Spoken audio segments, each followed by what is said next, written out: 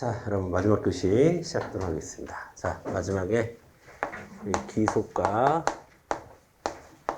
재량에 대해서 볼 텐데요. 자, 표로 한번 정리를 해볼게요. 먼저 여러분 우리가 기속과 재량을 나누는 기준은 뭡니까? 나누는 기준. 자, 이렇게 보시면 돼요. 법규에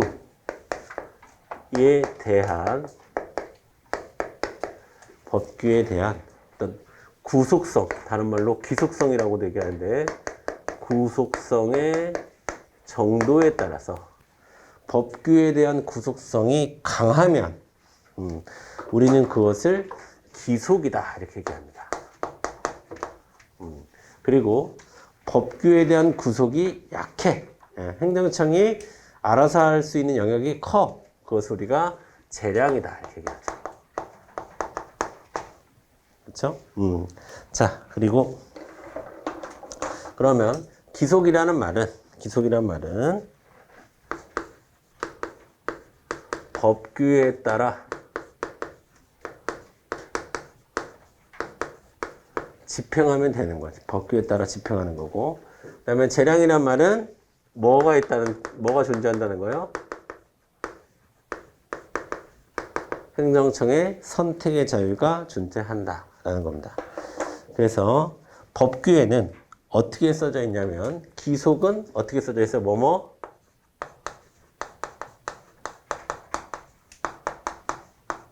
영업정지를 해야 한다 이렇게 되어 있고, 그 다음에 재량은 어떻게 써져 있어요? 뭐뭐?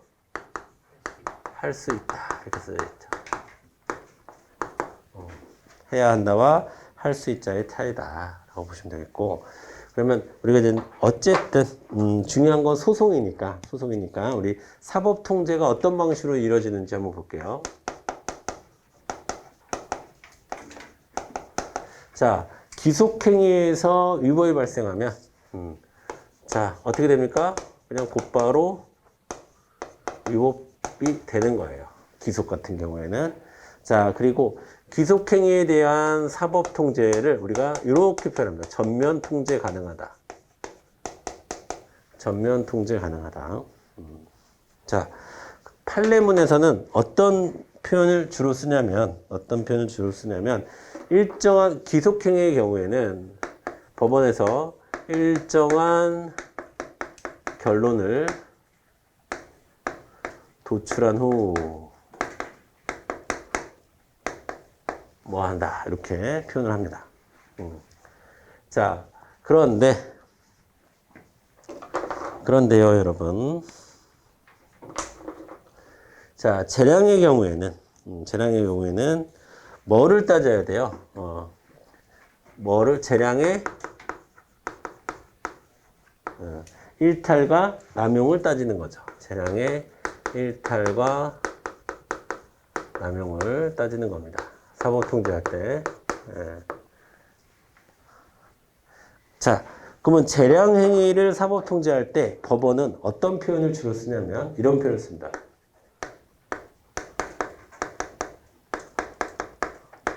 독자적으로 결론을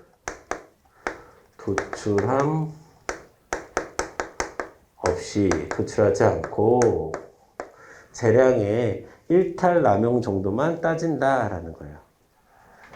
그러니까 행정행위가 기속이냐 재량이냐에 따라서 사법통제의 방식도 차이가 있다 라는 거예요. 아시겠죠? 자, 그 다음에 우리가 또 기속과 재량을 나누는 또 중요한 이유 중에 하나가 부관입니다.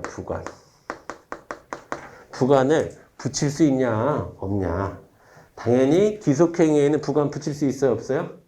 해야 한다니까 그냥 그렇게 하면 되는 거지. 뭘 부관을 붙여. 단서를 왜 달아. 자, 여러분, 수험생이 시험 공부하는데 단서 답니까? 그렇진 않죠. 그건 기속이에요, 기속. 우리가 공부하는 건 기속. 재량이 아니야. 가끔 재량으로 착각하시는 분이 있는데, 재량이 아니야. 내가 학원 올 수도 있고, 안 올 수도 있고, 나에게 선택의 자유가 있다. 아니에요. 기속입니다, 기속. 자, 그리고 재량은 부관을 붙일 수가 있죠. 아, 저 이러면 학원 나올게요.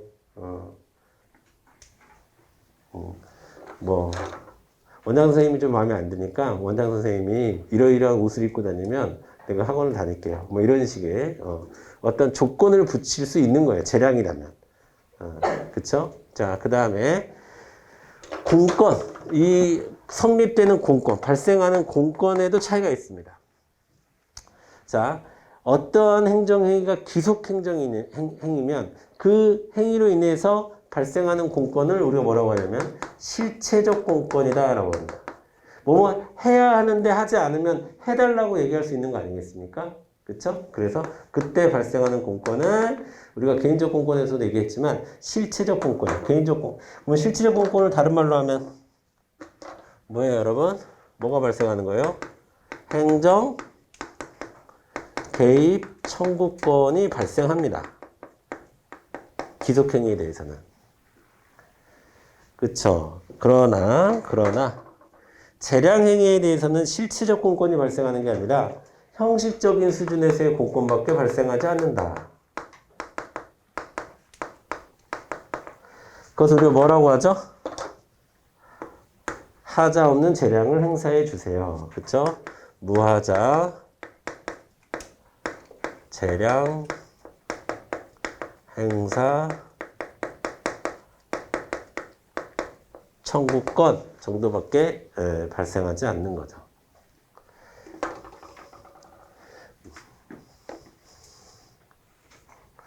물론 뭐 어떤 이론이 발생하면 그렇죠. 재량의 영으로 수축되는 경우가 발생하면 형식적 공권은 얼마든지 실질적 공권화가 될 수 있다. 자, 그래서 무하자 재량, 그 재량의 영으로 수축되는 경우 국민의 생명이나 신체에 관련한 거 김신조 사건 기억나시죠? 경찰이 출동했어야 되는 거다. 그러면 그거는 이제 실체적 공권을 인정해 준 겁니다. 왜? 재량이 영으로 수축했기 때문에. 기억나시죠? 자, 그 다음에 효과 재량설, 그러니까 효과 재량설을 볼게요. 효과.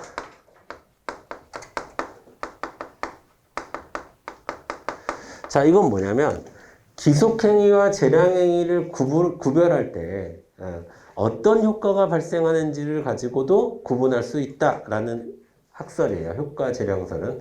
다시 효과 재량설은 기속과 재량을 구분할 때 어떤 효과가 나는지를 중심으로 구분할 수도 있다라는 학설입니다. 그러면 효과 재량설에 의하면 기속행위는 주로 어떤 침입적일까요? 수익적일까요? 침입적. 자, 반면 아까 얘기도 했었죠. 아까는 수익적 행정행위는 주로 재량이다라고 말씀드렸는데, 그럼 재량은 주로 수익적 행정행위겠죠.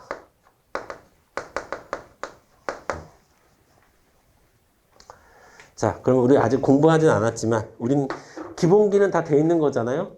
앞에 열강을 했기 때문에. 그러면 자, 침입적 행정행위, 침입적 행정행위, 자, 기속인 경우에는 침입적 행정행위가 되겠고, 그 다음에 우리가 수익적 행정행위 중에서도 기속인 경우가 있죠. 그런 경우를 우리가 뭐라고 그러냐면 허가라고 그래요. 허가. 허가는 기속입니다. 해야 돼요. 그렇죠? 자, 그 다음에 수익적 행정이니까 이거 예외야, 예외. 허가도 있다. 그 다음에 대부분의 수익적 행위, 특히 재량인, 수익적 행위 중에서 특히 재량인 걸 우리가 뭐라고 그래? 특허. 혹은 뭐 예외적 승인. 이런 것들이 있습니다. 자, 그러면 우리가 이제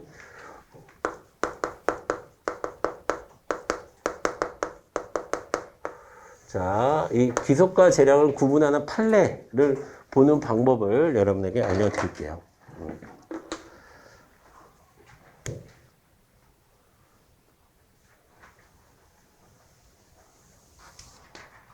자, 이것도 역시나 여러분 가능하면 요 밑에다가 판례 해가지고 요 밑에다 쓰면 좋은데 제가 공간이 부족해서 제가 오른쪽으로 뺀 겁니다. 자, 그러니까 역시나 여기도 기속을 쓰시고 여기다가 재량을 쓰시고 좀 보도록 하겠습니다. 자, 중요한 거는 여러분, 이거는 여러분 왜 지금 이해를 하기 위해서 필요한 거고, 시험에 나오는 건 요거지, 당연히. 그쵸? 자, 첫 번째. 여러분, 했죠? 강학상 허가는 기속에 해당한다. 강학상 허가는 기속에 해당한다. 자, 대표적인 거 한 3개만 써볼게요. 건축 허가. 기속입니다. 일정 조건이 형성이 되면 무조건 허가해야 합니다. 허가해야 해요. 그 다음에 여러분 일반 음식점.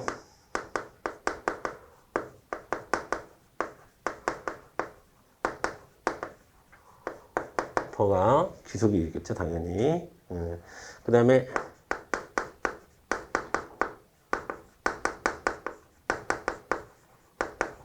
주류 판매업 허가, 이것도 기속입니다.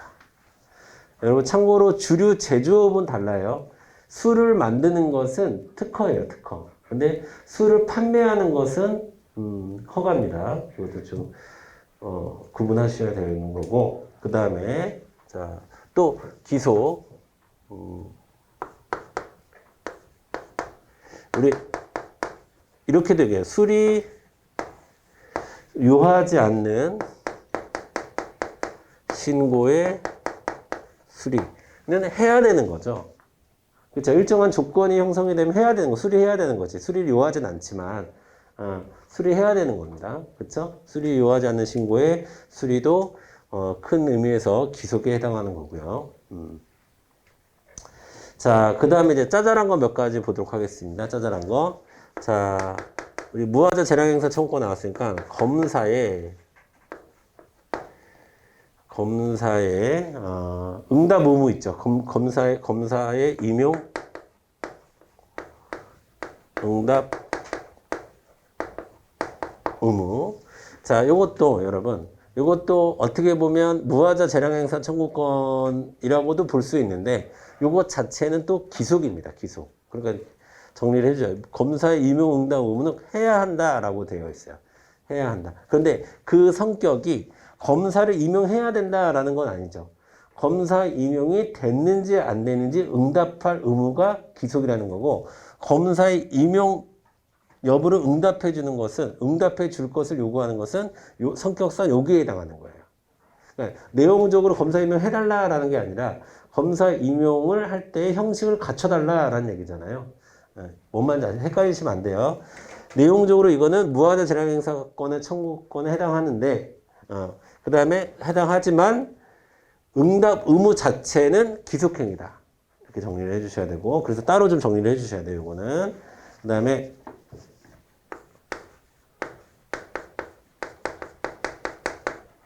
국유재산.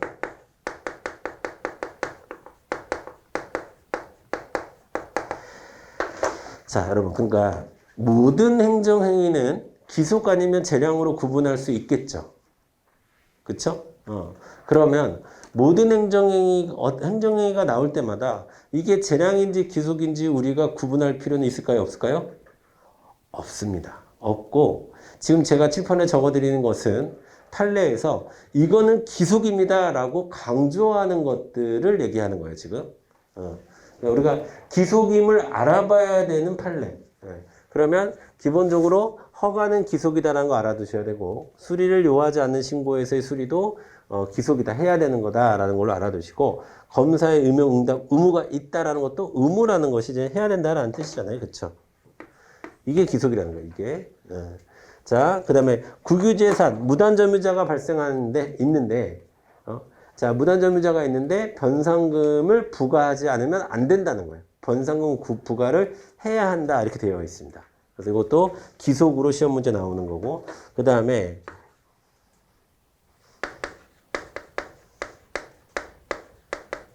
자, 음주운전. 어떤 사람이 음주운전을 했어요. 그러면 그 음주운전 한 사람의 면허를 취소할 수도 있고 안 할 수도 있나요? 아니지. 취소해야 돼. 사회 전체 이익을 위해서 음주운전 취소해야 돼요. 그래서 이런 것들은 기속으로 시험에 나오는 거예요. 되셨죠? 되셨습니다. 자, 그 다음에 일단 기본적으로 이제 재량인 걸 볼게요. 재량인 거. 당연히 강학상 특허에 해당하는 거 재량이죠. 강학상 특허에 해당하는 거 재량입니다. 대표적인 거. 시험에 운송사업. 자, 운송사업 면허.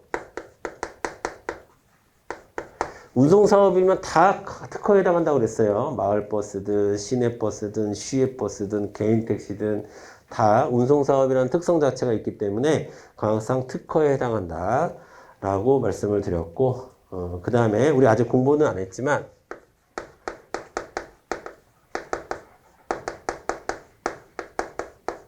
강학상 인가도 기본적으로 재량에 속합니다. 강학상 인가도.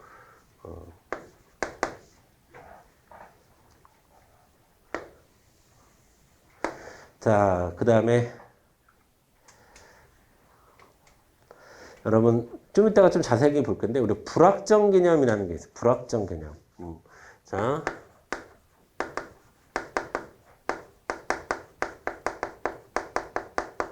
불확정 개념이라고 하는 것은 우리가 해석의 차이가 있을 수 있는 그런 개념을 얘기하는데 이 불확정 개념에 대한 행정행위는 재량에 속합니다. 그래서 이것을 우리 뒤에서 보겠지만 여러분 그냥 여기다가는 지금은 판단 여지라고 정도만 써주세요. 판단 여지. 자, 판단 여지. 그러니까 학문적으로 보면 판단 여지라는 개념이 있는데 우리 판례에서는 그냥 판단 여지도 재량이랑 똑같은 걸로 보거든요. 그래서 판단 여지라는 표현을 쓰지 않아요. 그냥 재량이다라고 얘기합니다. 그래서 저것도 재량이다라는 거 알아두시면 되겠고요. 그 다음에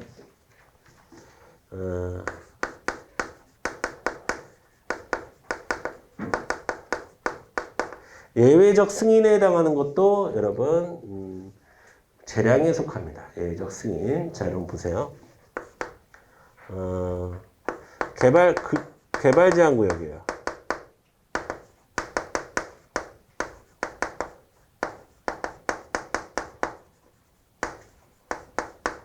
자, 여러분 건축 허가 귀속이죠. 허가니까. 하지만 그것이 개발 제한 구역 내에서의 건축 허가야? 그러면 이런 거는 예외적 승인이에요. 원래 개발 제한 구역에서는 건축하면 안 되거든요. 근데 예외적으로 개발 제한 구역이라 할지라도 건축 허가를 내줬어. 그거는 재량입니다. 재량. 자, 재량이고 그 다음에 여기 있으니까 여기 또 건축 허가 있으니까 이제 개별적인 거 아니 여기는 그냥 이렇게 볼게요. 그래서 자, 인허가 의제된 건축 허가.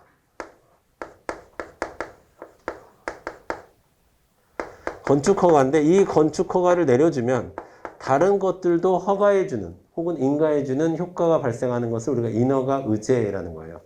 자, 대표적으로 토지 형질 변경 수반한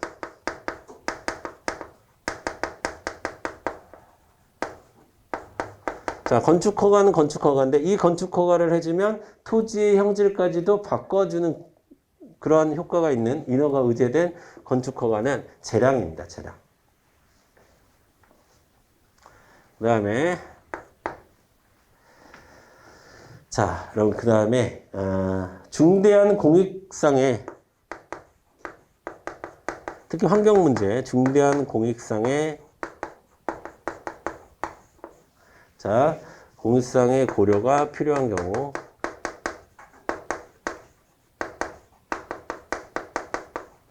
도 재량입니다. 그 다음에 이거는 공식처럼 좀 알고 계세요, 여러분. 자, 어떤 행위가 기속행위입니다. 지금 이거랑 거의 비슷한 말이에요. 기속행위인데 재량행위가 의제돼 있어. 기속 플러스 재량은 수학 공식처럼 기속 플러스 재량은 뭡니까? 기속 재량인가? 재량 기속인가? 아니면 기속인가? 재량인가? 자, 힘은 누가 더 강해요? 얘가 더 강한 거야. 그래서 무조건 기속 플러스 재량은 재량이다. 이렇게 정해요. 기속행위와 재량행위가 합쳐지면 재량행위란 얘기예요. 기속행위와 재량행위가 합쳐지면 재량행위다라는 얘기입니다. 자, 되셨죠? 요거 잘 정리를 하셔야 됩니다. 요거를. 그래서 기속과 재량을 구분하는 거. 판례는 엄청 많아요. 우리 지금 책에도 엄청나게 많은 판례가 나올 거예요. 그런데 물론 그 판례를 다 정리하는 것도 우리가 필요하겠지만 기본적으로 이런 틀이 있어야 돼요. 이런 건 기속이구나. 아, 이런 건 재량이구나 하는 기본적인 틀이 있으셔야 돼요. 그렇지 않으면 무수히 많은 판례를 다 기속과 재량으로 구분하는 것은 정말 우리 시험에서 요구하는 방식의 공부가 아니에요.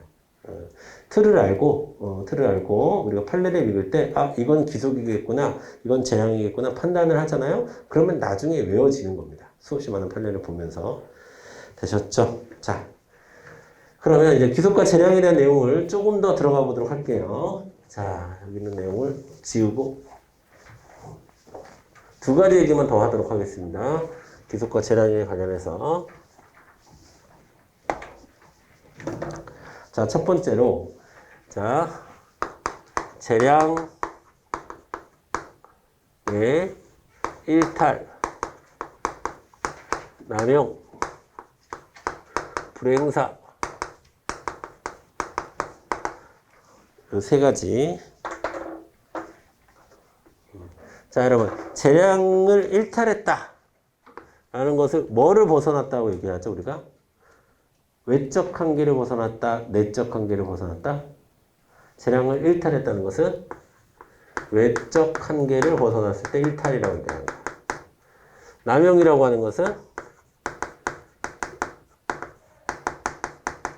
내적 한계를 벗어났을 때. 불행사라고 하는 것은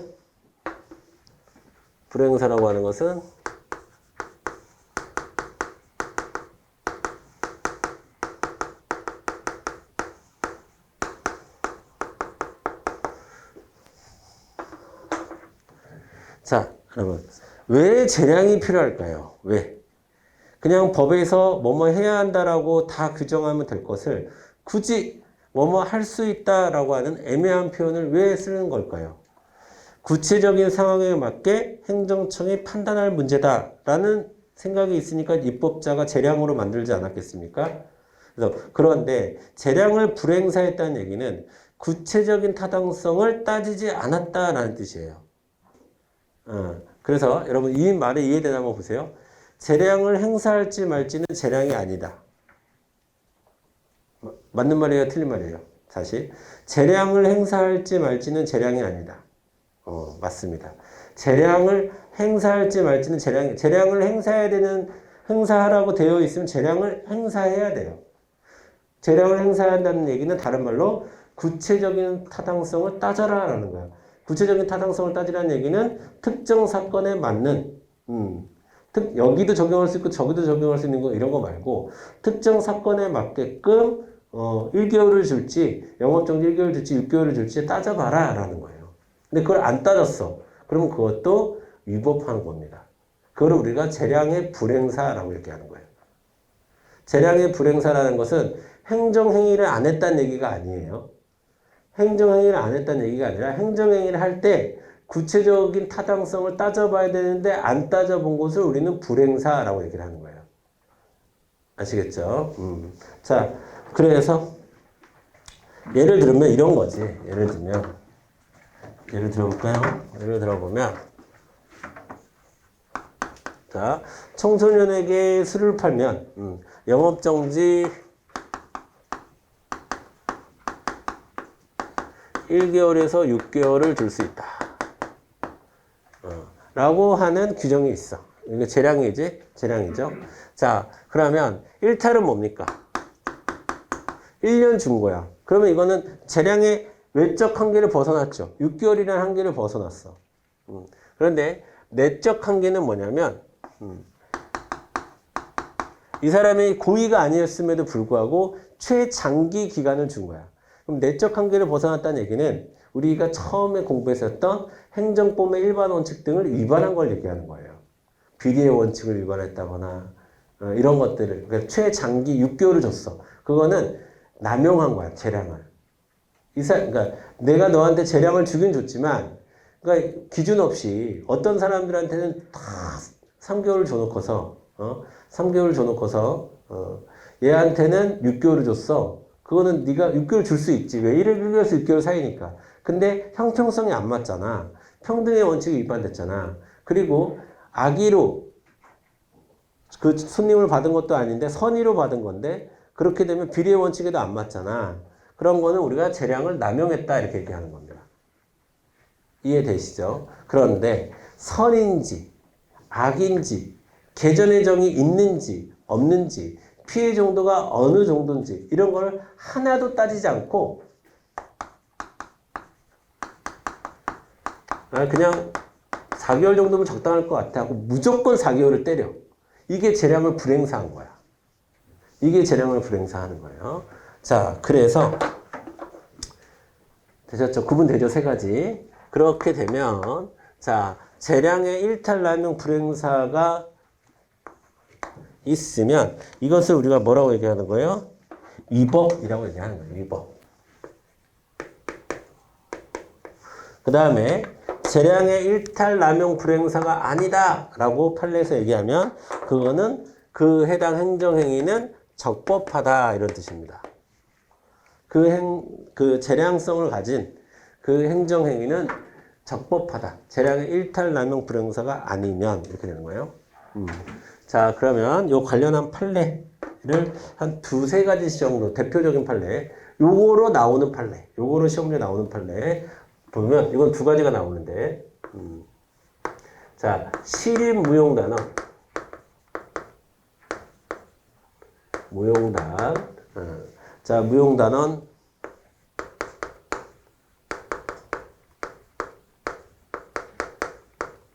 이건 좀 이따 제가 판례를 아마 우리 기본서에도 있을 거예요. 이거 없는 책은 없을 겁니다. 이건 뭐냐면 시립무용단 이거 단장이야. 단장도 이제 단원 중에 하나니까 자, 그 사람을 이제 해촉했는데 그 해촉한 이유가 이 사람이 그러니까 금량비라고 하는 것은 시립무용 단원들한테 일정 정도 이렇게 나눠줘야 되는 그런 돈이 있어요. 간식비 같은 거라고 보시면 돼요. 부식비 같은 거. 근데 이게 돈이 크지 않잖아. 그러니까 이 시립무용단원들한테 별로 도움이 될 것 같지 않은 거예요. 그래서 이 단장이 그것을 평상시에 모아놨어요. 모아놨다가 한꺼번에 주려고. 그걸 모아놓고 있었어. 그런데 단원들이 우리한테 금량비가 나오는데 그거를 단장이 한 번도 주지 않았다라는 사실을 알게 된 거예요. 그래서 이제 그 위로 올렸고 이 사람을 해촉했습니다. 그런데 이 사람이 이제 소명하는 과정에서 내가 안 주려고 했던 게 아니라 한꺼번에 주려고 모아놨던 거다. 라고 이제 소명을 했어요. 그랬더니 이제 그 재판에서는 이거는 너무 재량을 남용한 것이다. 남용한 것이다. 해촉 처분까지 할 일은 아니다. 라고 판단을 내렸습니다. 이거는 우리가 어디서도 이제 볼 수 있냐면 이거는 비례 원칙이 위반한 거라. 그 사람이 모르고 했기 때문에 모르고 한 게 아니라 나누긴 주려고 한 거기 때문에 그걸 가지고 해촉까지 하는 건 너무했다 라는 판례가 있습니다. 아시겠죠? 그 다음에 대학에서 특별전형 시험이 있는데 대학 특별전형 시 외교관 자녀들에게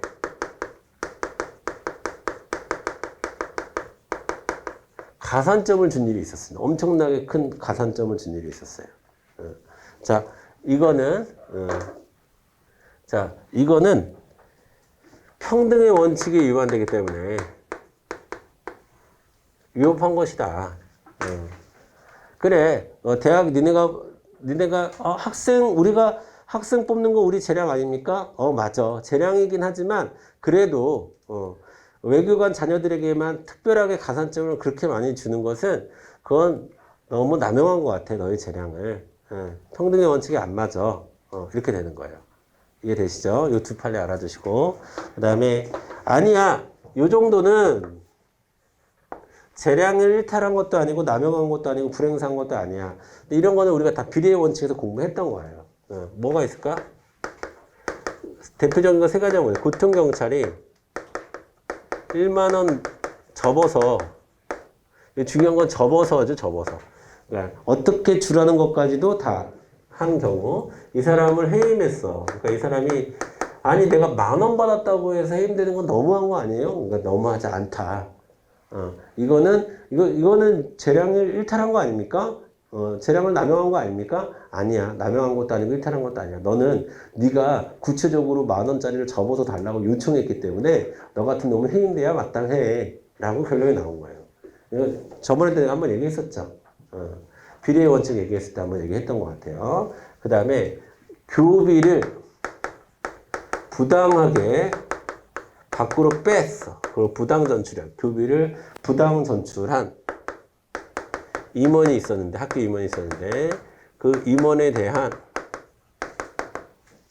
자, 취임, 취소 처분을 내렸어요. 자, 요것도, 이 사람이 이 임원에 따졌겠죠. 아니, 교비 부당 전출한 것 가지고 임원 자체의 취임을 취소하는 거는 너무 재량을 남용한 거 아닙니까? 라고 했는데, 당연히 남용한 게 아니다. 뇌물에 대해서 좀 엄격하죠. 남용한 게 아니다. 라고 했습니다. 또, 자, 이건 좀 특이한 판례인데, 인사서류, 자, 인사서류를 활용한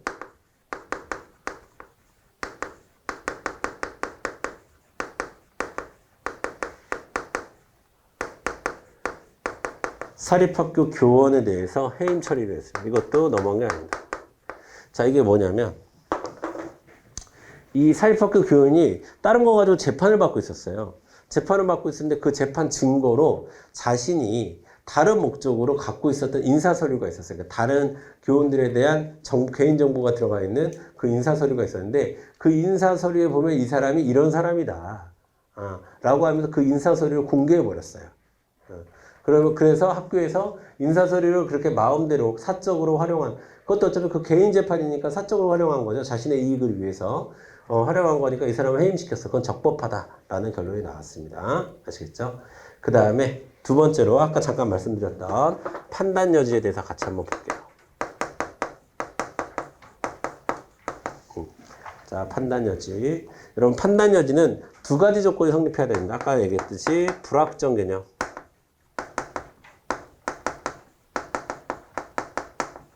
불확정 개념일 때, 불확정 개념이라는 것은 해석의 여지가 있다. 즉, 다양한 의미로 해석될 수 있다라는 거예요. 해석의 여지가 있다. 해석의 여지가 있다. 그 얘기는 뭐냐면, 우리 판례는 이렇게 표현합니다. 해당 사건이 다의적이다. 이렇게 얘기합니다. 그러니까 이리적이다, 다의적이다. 그러니까 이리적이란 말은 하나의 의미만 있다라는 건, 이건 여러 가지 의미가 있을 수 있다라는 거고, 거기에 뭐도 필요하냐면 전문적 영역이어야 돼요.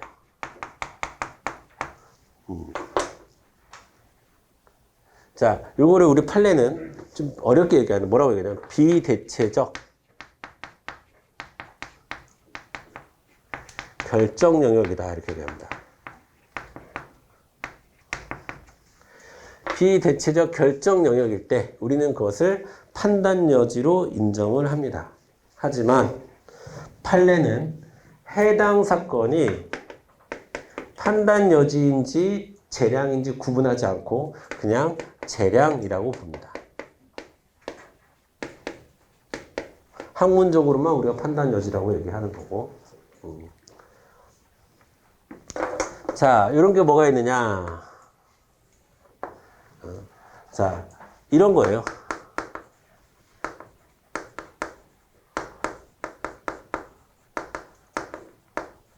어떤 시험 문제를 낼지는, 어떤 시험 문제를 낼지는 우리가 불확정이죠. 꼭 어떤 시험 문제를 내야 되는 건 아니죠. 그렇죠? 불확정 개념이고 해석에 따라서 이 시험 문제를 낼지, 이 시험 문제를 낼지, 어떻게 낼지 이런 것들은 시험을 내는 사람이 결정 내려야 되는 거고, 이 시험을 내는 사람이 결정을 내릴 때 그 사람의 판단은 굉장히 전문적이어야 한다. 이거는 사법부가 이런 시험 문제를 냈어야 했느냐 말아야 됐느냐를 따지기가 힘들다는 거야.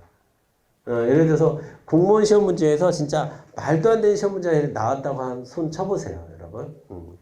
한국사 문제에서 하여간 말도 안 되는 문제가 몇 번 나온 적이 있었는데 전혀 기출에도 없고 전혀 기본서에도 없고 그냥 생뚱맞은 문제가 딱 나왔어. 그러니까 예를 들어서 세종대왕은 어떤 고기를 좋아했을까?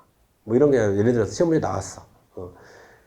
말도 안 되죠. 우리가 세종대왕이 고기를 많이 먹었다는 것 정도는 알죠, 여러분. 세종대왕은 지금으로 보면 아마 당뇨나 비만으로 죽었을 것 같아. 근데 엄청나게 뚱뚱해요, 세종대왕이.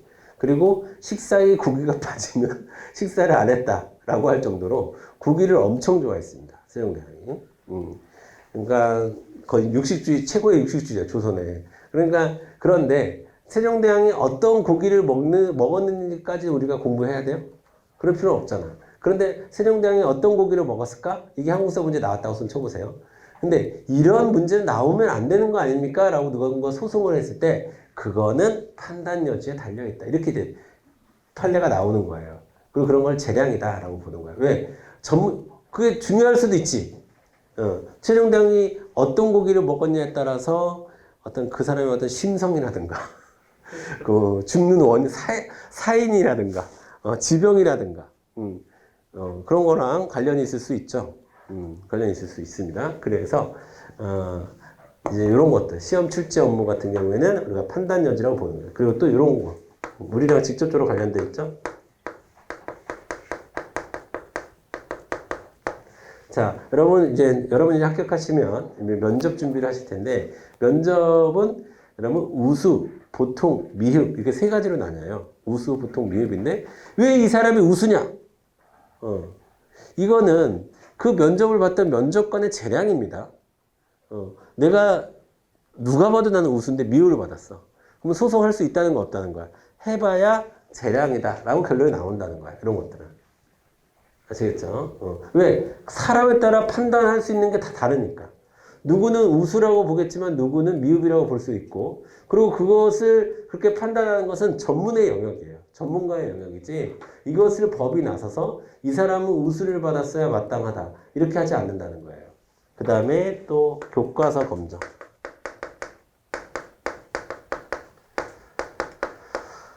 자, 해당 교과서를 검사하고 정하는 것을 우리가 교과서 검정이라고 하죠. 근데 이것도 굉장히 전문 영역이다. 그러니까 전문 영역이라는 것은 법적으로 얘기하면 어떤 거냐면 그 누군가 대신해 줄 수 없다는 거야. 그 사람이 전문성이 있다는 것은. 그렇죠? 그 얘기는 사법부에서 판단할 수 없다라는 거예요. 그래서 또 하나 판례가 뭐가 있냐면 감정평가사 합격 기준. 왜 감정평가사 합격 기준이 이 정도인지, 저 감정평가사 합격 기준은 잘 몰라요, 제가. 근데 예를 들면, 그럴 수 있잖아요, 여러분. 예를 들면, 경찰직이나, 경찰직은 아니죠. 소방직도 아니죠. 소방직도 아니고, 군무원 같은 경우에는 여러분, 한국사하고 영어가, 검인정책으로 넘어갔잖아요. 그런데 예를 들면 한국사 능력 검정이 군무원에서 중급 이상이죠. 4급 이상이지. 근데 왜 4급이냐? 가지고 소송을 하는 거야. 왜 4급으로 할지는 그 사람들이 기준을 정하는 거지. 그리고 4급이어야 될지 3급이어야 될지 혹은 뭐 토익 점수가 400점이어야 될지 800점이어야 될지는 그 사람들이 전문적으로 판단할 문제지 이걸 법적으로 다룰 수 없다라는 거예요. 그거를 학문적으로는 네 글자로 판단 여지라고 하는 거고 판례에서는 재량이다라고 이렇게 하는 거예요. 아시겠죠? 자, 요 정도까지만 같이 좀 정리를 해보고요. 그 다음에 재량과 기속과 재량에 대한 우리 책 보도록 하겠습니다.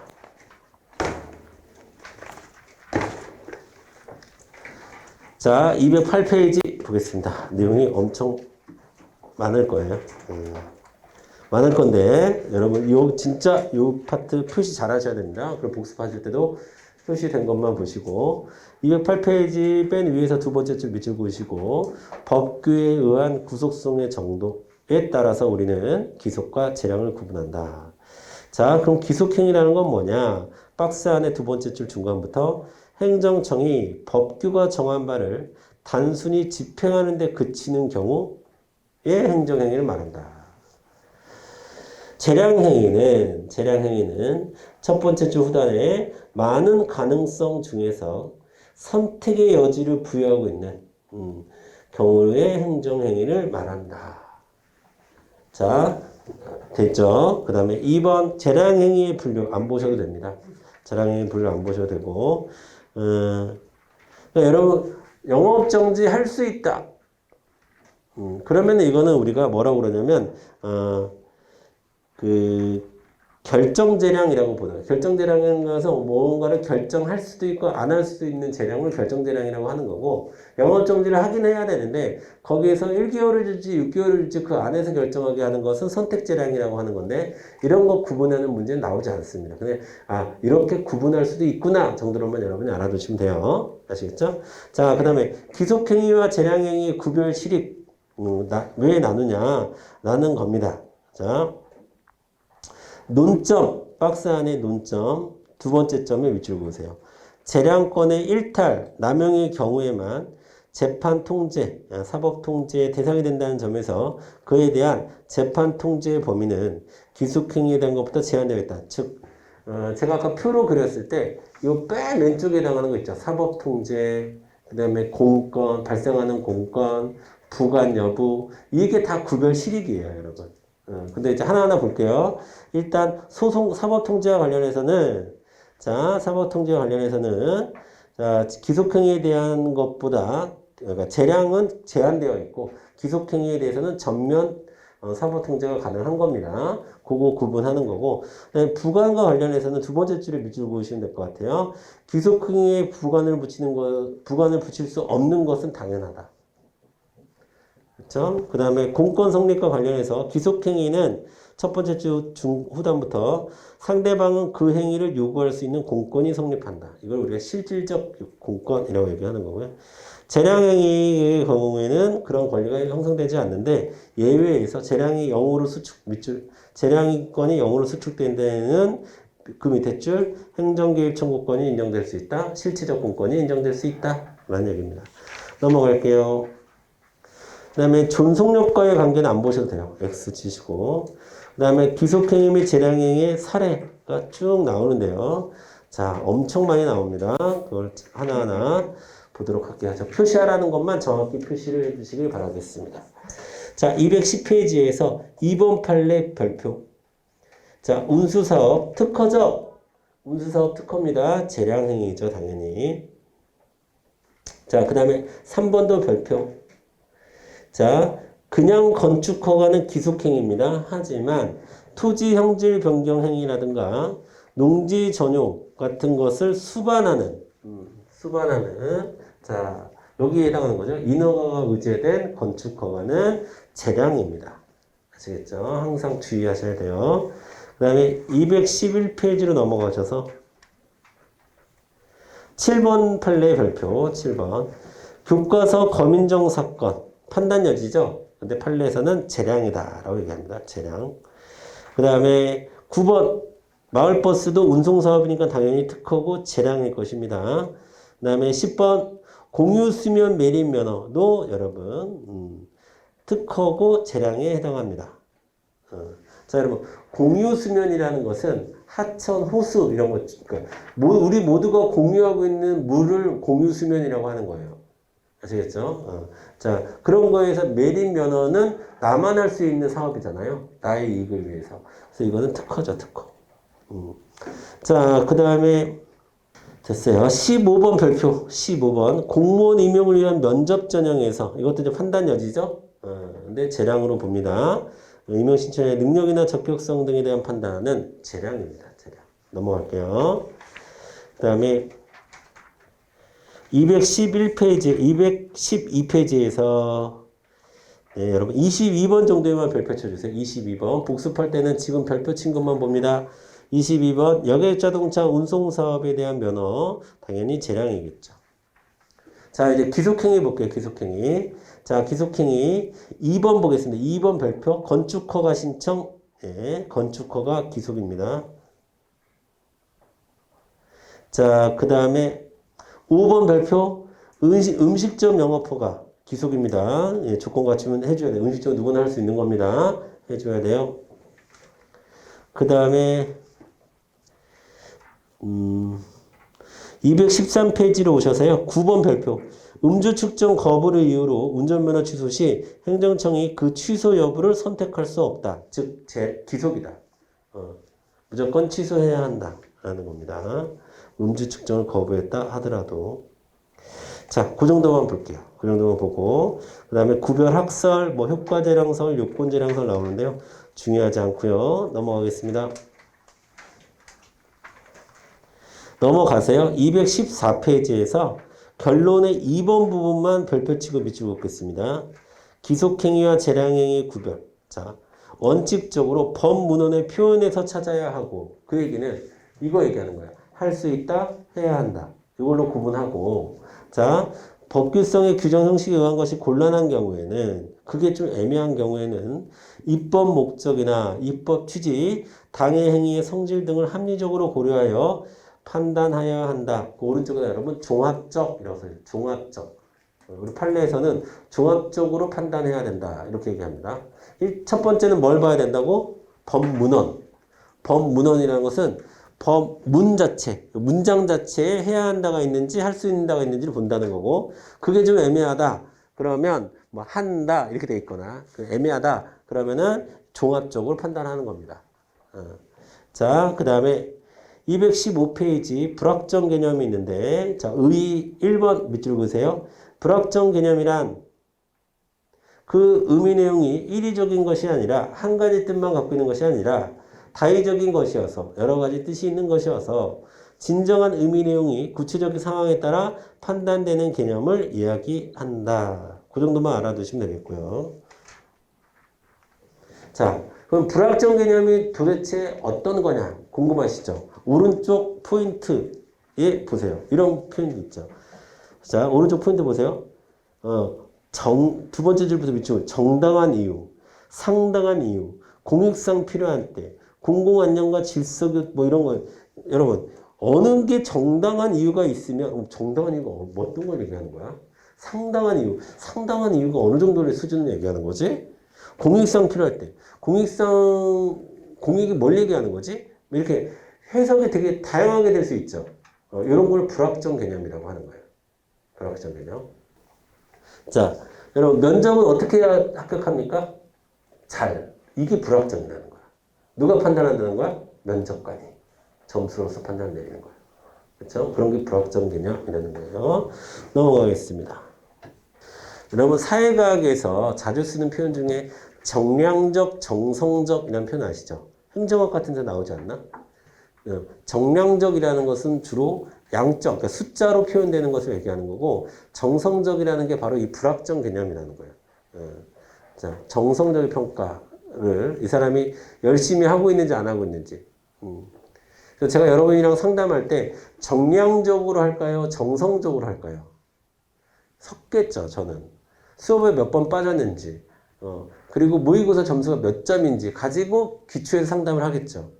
또 한편으로는 내 눈에 잘 띄는지 아니면 잘 안 띄는지, 그리고 표정이 지금 공부하는 사람의 표정인지 아닌지, 이런 거 정성적이죠. 어떤 표정이 공부하는 사람의 표정이야? 모르죠. 근데 전 알아요. 이런 게 불확정 개념이라고 하는 거야. 전 알 것 같아. 딱 표정만 봐도 아, 이번에 합격할 수 있을 것 같은데? 라는 느낌이 오는 사람들이 있어요. 진짜예요. 이런 게 근데 어떻게 내가 설명할 수는 없어. 어떻게 설명해? 눈빛이 뭐 빛이 한 35%가 나오는지, 뭐 눈을 뭐 몇 번 깜빡이는지, 이렇게는 설명 못 해요. 하지만 그냥 느낌이 와. 이런 게 정성적인 거예요. 불확정 개념. 자, 그리고 판단 여지의 소지와 그 유형에서는 첫 번째 박스에 있는 비대체적 결정을 별표 치시고, 밑에다가 전문성이라고 써주세요. 전문성. 두 번째 줄 후단부터 밑줄 긋겠습니다. 고도의 개인적이고 인격적인 사안에 관련된 결정. 이것을 우리가 비대체적 결정이라고 얘기합니다. 자, 판단 여지 인정 여부가 뭐 긍정설, 학설, X 보는 거 아니에요. 자, 뭐만 보면 되냐면, 쭉 넘겨서,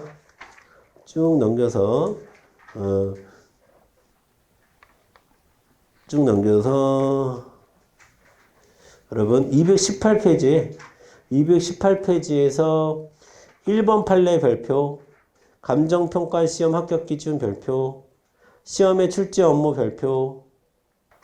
자, 그 다음에 제일 중요한 거는 219페이지에 그 표에서 판례에만 별표 치시고, 자, 판례는 판단 여지가 인정되는 경우를 재량이라 표현하고 있어서 양자를 구별하고 있지 않는다. 그 얘기는 판례는 무조건 재량이라고 표현한다 라는 거예요. 아시겠죠? 그거 보시고 그 다음에 또 몇 가지 판례 더 챙기면 219페이지에서 2번 판례 별표 교과서 검정, 그 다음에 5번 판례 별표 다시 또 나오는 거예요. 시험 관련해서. 그 다음에 맨 밑에 8번 판례 별표 또 나오는 거예요. 지금 계속 나와. 계속 똑같은 게 계속 나오고 있다 라는 거고, 그 다음에 재량권의 한계 보도록 할게요. 220페이지. 자, 재량이 6월은 일탈이랑 똑같은 말이에요. 6월. 넘어갔다. 이건 넘어갔다. 6월. 우리가 담을 넘는 걸 뭐라고 그래? 월담한다 그러죠? 그러니까 넘는 거를 월이라고 표현하는 거예요. 6월. 그러니까 넘어감이 있었다. 그러니까 한계를 일탈했다. 즉 그러니까 일탈했다는 얘기예요. 재량의 일탈, 외적 한계. 그 다음에 재량의 남용, 내적 한계. 근데 재량의 남용에도 중요한 표현이 있습니다.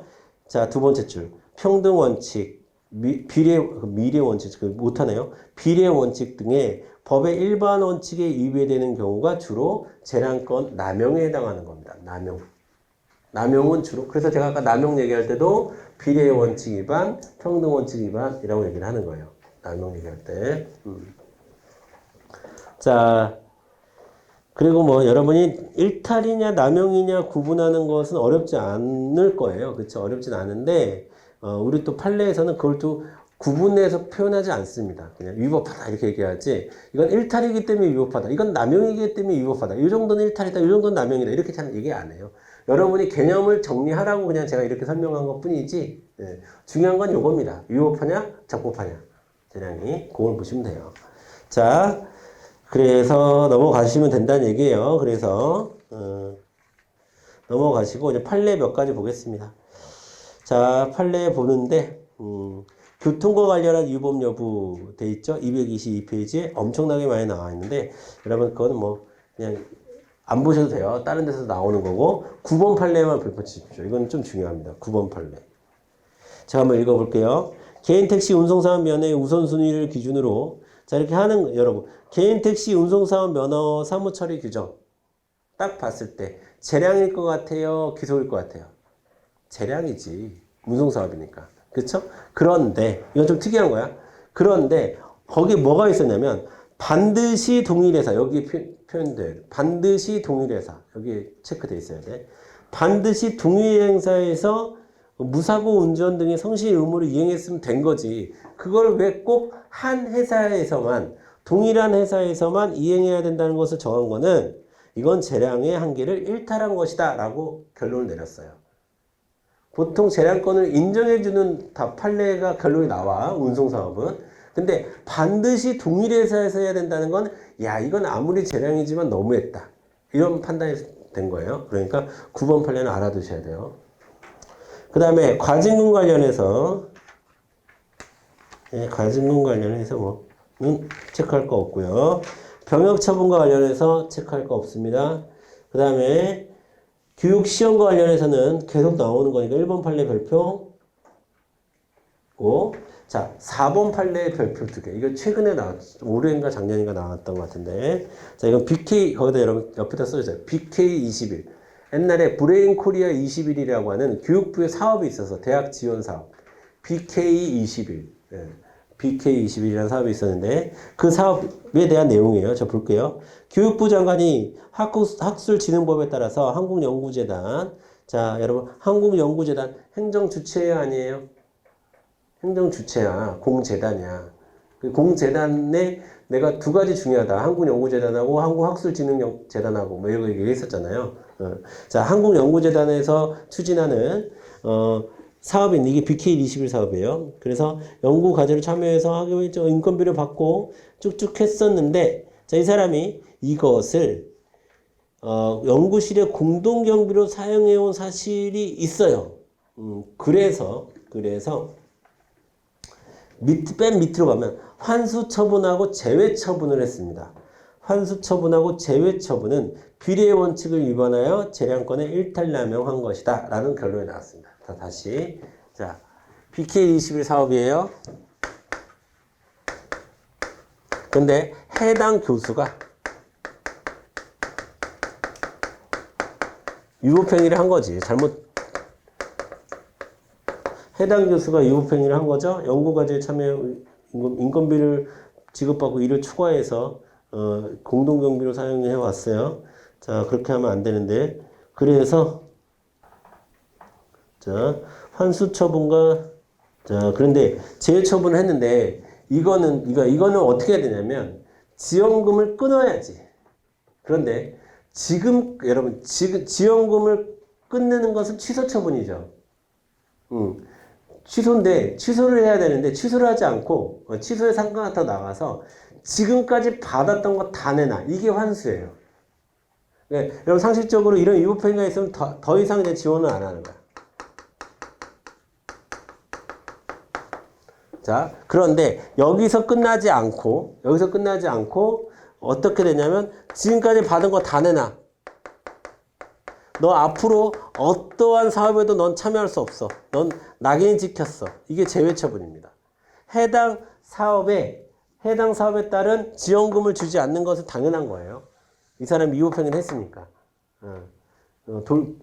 국가 돈을 다른 데 쓴 거잖아. 자기 사무실 운영비로 쓴 거잖아. 그러니까 이거는 더 이상 지원하지 않는 것까지 맞는데, 근데 지금 여기서 비례의 원칙 위반으로 나온 거는 그렇다고 해서 지금까지 받은 거 다 내놔라고 하는 환수 처분이라든가 아니면 니네 대학은 앞으로 어떠한 지원 사업에도 참여 못해 라고 얘기를 하는 거는 비례의 원칙에 위반됐다. 그래서 재량권을 일탈남용한 것이다. 아시겠죠? 요거 시험 잘 나옵니다. 특이하죠? 우리는 그러니까 여러분이 지원 취소 사업 지원 취소 처분하고 환수 처분, 제외 처분 이게 구분이 안 되면 잘못한 거 아닌가? 근데 왜 이런 거 못하지? 이렇게 생각할 수 있거든요. 잘못한 거 맞고 취소되어야 마땅하지만 환수하고 제외는 좀 다른 차원의 문제고 좀 과도하다고 본 거다라고 이해를 하셔야 돼요. 이거 시험 잘 나옵니다. 넘어가겠습니다. 그 다음에 226페이지 또 볼 거 없습니다. 볼 거 없고 7번 판례만 별표 치세요. 이것도 너무 잘 나오는 판례니까 7번 판례 산림 형질 변경을 수반하는 공장 설립을 위해서 공장 설립 승인 처분을 거부 처분한 거 이건 뭐예요? 중대한 공익상의 사유가 있으면 산림, 환경 이런 문제 있으면 다 재량으로 인정을 해주죠. 그 얘기입니다. 7번 판례 별표 쳐주시고 그 다음에 나머지 227페이지 다 안 보셔도 되고요. 228페이지도 다 안 보셔도 되고. 이게 다 안 보셔도 되는 게 여러분 이게 중요하지 않다가 아니라 여기서 공부할 필요가 없다. 그러니까 첫 번째 중요하지 않다. 제외고 여기서 공부할 필요가 없어요. 그러니까 다 여기서 공부할 필요가 있는 것만 체크해 드리는 거예요. 자, 그리고 나머지 다 체크할 필요 없어요. 끝까지 체크할 필요 없습니다. 끝까지 체크할 필요 없고. 자, 됐어요.